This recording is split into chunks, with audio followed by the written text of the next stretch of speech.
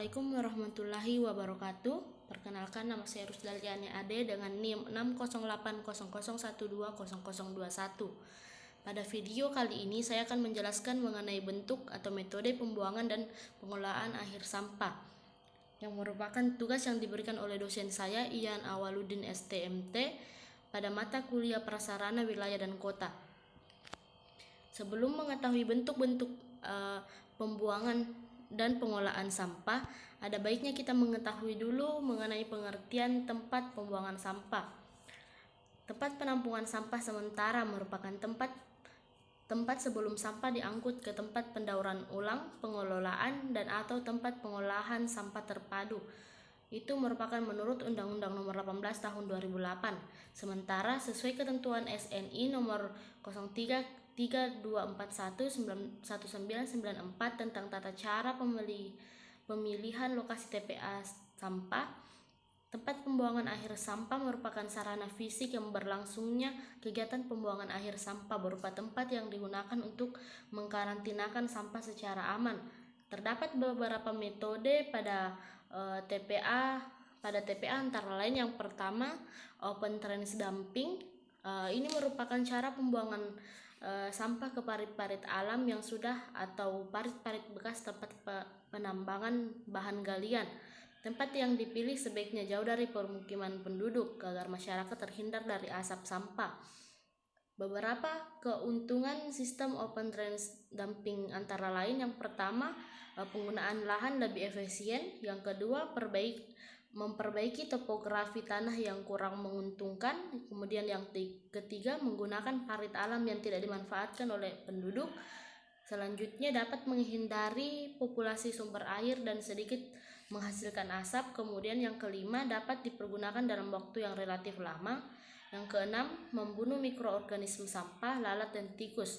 Serta yang ketujuh, terbentuknya tanah atau lahan yang dapat digunakan untuk kegiatan pertanian produktif. Kemudian selanjutnya, metode open dumping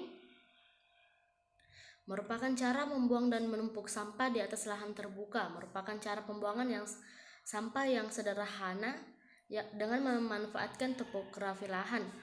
Syarat penggunaan metode ini harus jauh dari permukiman penduduk. Hal ini disebabkan cara ini berpotensi sebagai tempat berkembangnya lalat, tikus, dan organisme lain.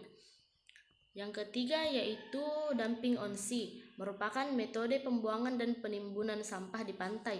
Pantai-pantai yang dangkal dan tidak berombak, jauh dari muara sungai, bukan sebagai tempat pendaratan kapal nelayan, dapat dipergunakan sebagai tempat menimbun sampah. Hal ini dapat dilakukan dengan membuat tanggul-tanggul pemisah di pantai agar tidak hanyut terbawa gelombang. Yang terakhir yaitu sanitary landfill. Beberapa syarat metode ini antara lain keberadaan lahan yang cukup luas, kondisi tanah tidak subur, cenderung tandus dan sulit air. Yang ketiga juga jauh dari permukiman, memenuhi syarat ideal sebagai tempat pembuangan dan penimbunan sampah. Tahap penimbunan sampah pada metode ini antara lain yang pertama, tahap awal dari proses ini dilakukan dengan membuat 4 persegi panjang dengan lebar 2-4 meter, alam 2 meter dengan menggunakan bulldozer. Yang kedua, sampah ditimbunkan dari truk, dimasukkan ke dalam lubang, dipadatkan dengan mesin padat sampah penuh. Yang ketiga, setelah lubang tersebut penuh dengan sampah, selanjutnya dilakukan pembuangan lubang baru di sebelahnya. Sedemikian terusnya sehingga permukaan tanah menjadi datar.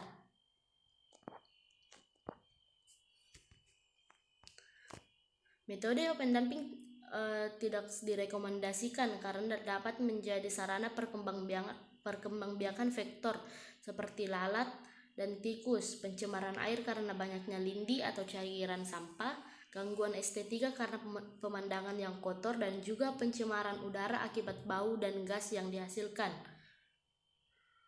Berbagai pertimbangan untuk membangun TPA menurut Sumirat tahun 2007 yaitu untuk mencegah terjadinya penyakit, konservasi sumber daya alam, mencegah gangguan estetika dan etika, memberi insentif untuk daur ulang atau pemanfaatan kembali. Sementara menurut Munoko tahun 2006 terdapat 2 metode pembuangan sampah, yaitu metode yang tidak memuaskan dan metode yang memuaskan. Metode yang tidak memuaskan antara lain pembuangan sampah terbuka,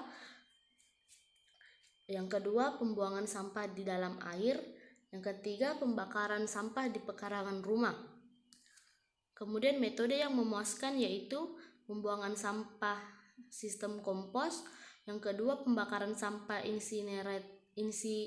insinerator, yang ketiga pembuangan sampah dengan cara menutup tanah secara sanitasi. Kemudian menurut Aswar 1979 beberapa syarat TPA antara lain tidak dekat dengan sumber air minum atau sumber lain yang dipergunakan manusia untuk mandi, mencuci, dan sebagainya. Yang kedua, tidak pada tempat yang sering terkena banjir. Yang ketiga, di tempat yang jauh dari tempat tinggal manusia. Jarak yang dipakai sebagai pedoman adalah sekitar 2 km dari perumahan penduduk atau sekitar 15 km dari laut. Mungkin itu yang dapat saya jelaskan mengenai bentuk atau metode pembuangan dan pengolahan sampah.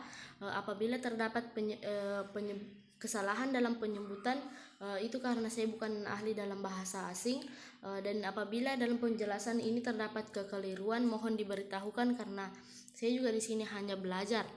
Kurang dan lebihnya mohon dimaafkan. Wabillahi taufiq wal hidayah. Wassalamualaikum warahmatullahi wabarakatuh.